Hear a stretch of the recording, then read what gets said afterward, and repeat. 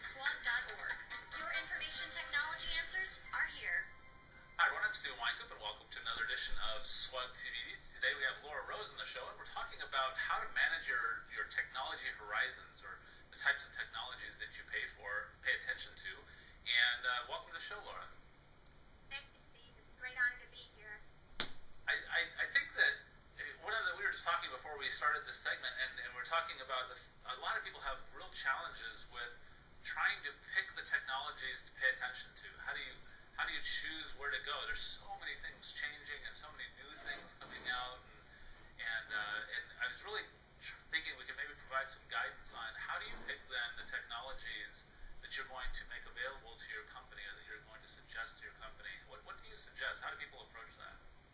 Well, we had a very interesting conversation earlier today about focusing on the sustainability of a technology. And you had some really great points on that as well. Just not what's great for today, what everybody's using today, but how is it going to be adapted to future use? And I'm also focusing not just on technology changes, but the changes in society itself. For instance, the baby boomers are going to get a little bit older and older and older. How do I sustain the ease of use for them as they grow older? Things like that. Very true. It's you've got to sort of stay away from the one-off or the really unique solutions. I mean, it's not the problem with saying that is that people will take that as, oh, I've got to do the standard implementations and the standard solutions. And I don't think we're saying that. I think we're saying more as you look forward, is this technology adaptable? So if we look at the cloud, if you choose a cloud solution, is it adaptable to future technologies, or is it just this is the box that you're working with? Absolutely. And can I extend it? They also have the software development kits. Can I extend it and add, if they don't have this particular feature, can I easily add or extend that feature onto it? Very true. Very true. And we talked about community as well. Is there a community of users that's available to you?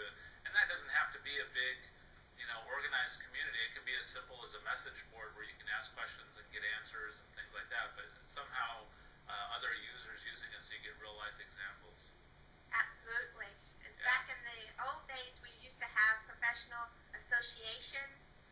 Now there's social networks like LinkedIn.com, and you have discussion groups on a lot of different topics, and that would be a great way to find out what other people are using, what other people are thinking.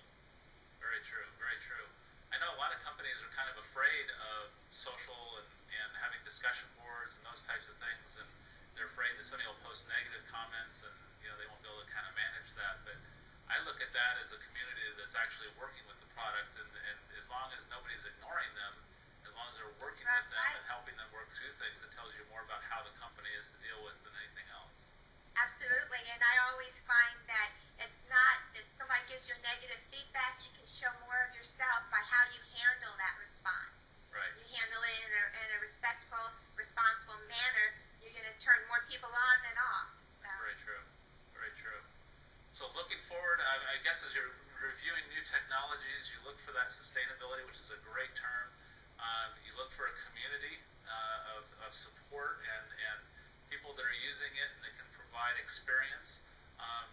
And I would suggest that's everything from databases to a product that you're considering on Amazon.com. I mean, I don't know about anybody else, but I'm very cautious to purchase something on Amazon with 0 reviews on it. I don't do that a whole lot anymore. And so I think that's a really great approach to that.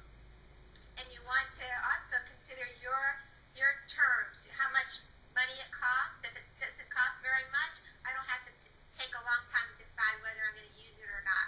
But if it's extremely costly in money and in time, I want to take my time to decide. Very true. Very true. Well, that's great information. And of course, ask. Get on. You mentioned LinkedIn, and I think that one of the greatest tools for learning new technologies and learning the direction of things is discussion groups and message boards and Facebook pages and LinkedIn. You don't even have to participate. You can sort of lurk and just kind of watch stuff come by, and you'll get a feel for the ebb and flow of things. Twitter, start watching for tags about products that you care about. So I think there's some good tools. Also, the type of